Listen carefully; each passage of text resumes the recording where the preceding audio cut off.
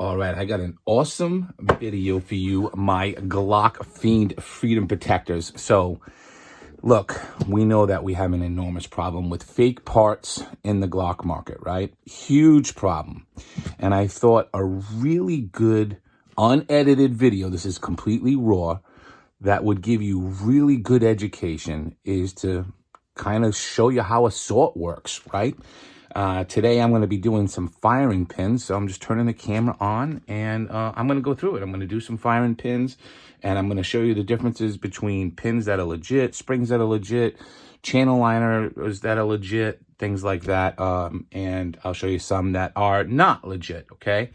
So I have an order here. I've actually been waiting on springs to do some firing pins, both for 9mm and for 20 G20s and G21 upper parts kit. So basically, look, the parts come individually, right? So your Glock parts, your OEM genuine Glock parts are going to come individually. Glock does not sell, nor do their big wholesale RSR sell a parts kit. Okay, that is something that was invented by retailers, okay, to make it convenient for their customers, right? Their customers, instead of individually ordering all of these different parts, they just assemble them into a kit and then resell them, right? I mean, it's what I do, right? My eBay store, marinegunbuilder.com, I assemble these things by hand for freedom protectors that want to buy a upper or lower parts kit. I also do customization as well. So I do ejectors, all that other stuff.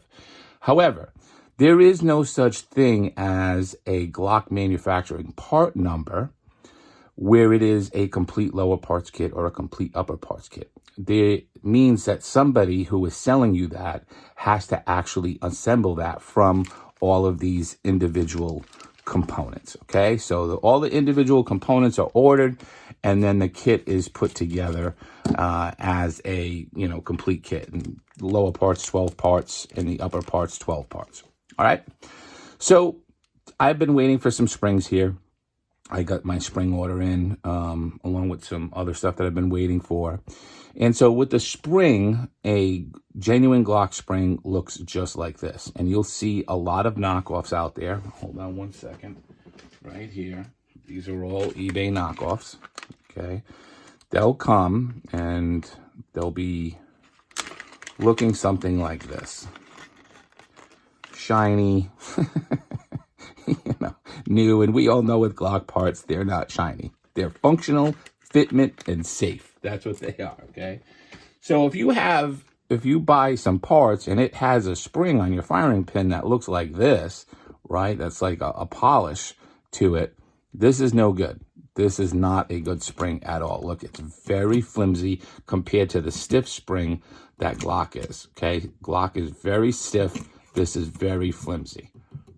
I mean, it just bends. It's just not strong at all. All right. So we want to stay away from this as much as possible. And this is what it looks like. For your firing pins, so these are some 9mm firing pins ready for my sort, ready to be assembled. For your firing pins, it's the same thing. Okay. They're not shiny. If you're starting to get shiny firing pins and they're telling you it's OEM, that is not legit, okay? This is exactly how it comes. It also, on the 9mm, you have one hash mark. Let's see if I can get my little pointer here so it'll make it easier for you.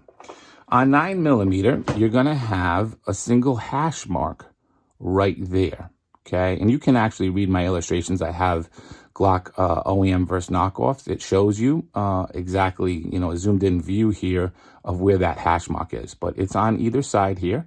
You'll see those hash marks, okay? So 9mm has one, 40 cal has two.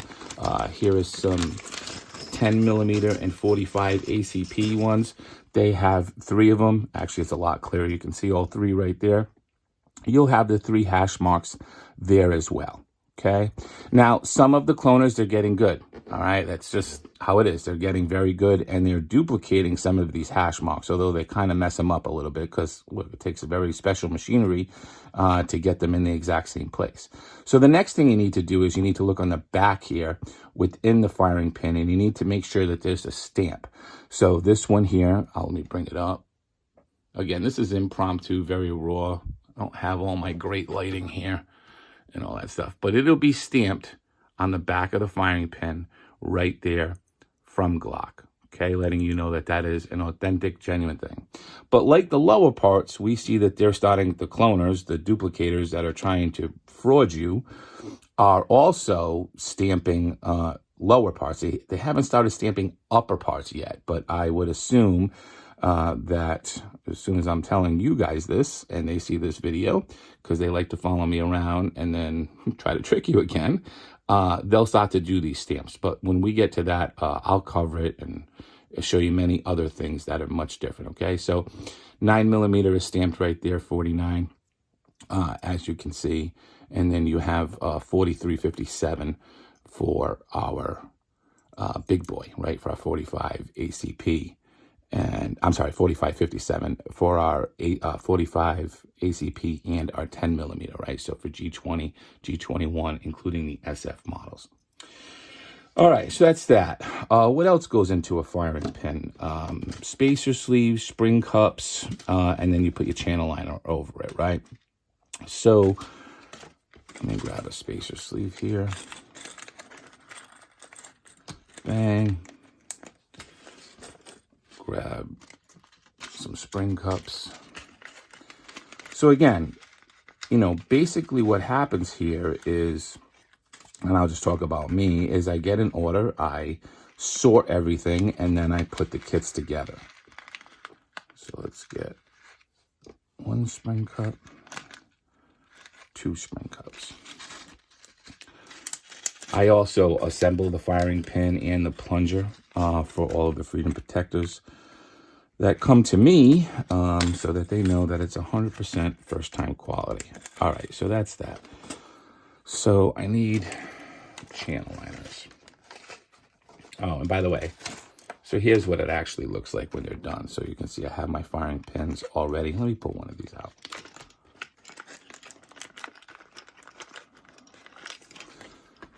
So here are some 45 ACP firing pins that are ready to go into kits, already sorted and already assembled. And you can see that the firing pin is 4 pieces, right? It's the spacer sleeve, it's the spring cups, and then it's the firing pin itself. All right. And I'm just going to hold on to this channel liner, because you also have a lot of fake channel liners out there. So here we go. Even more fake stuff on eBay, you know, craziness. Bags and bags full of it. Anyway, this is a fake channel liner. They really look like shit when they come.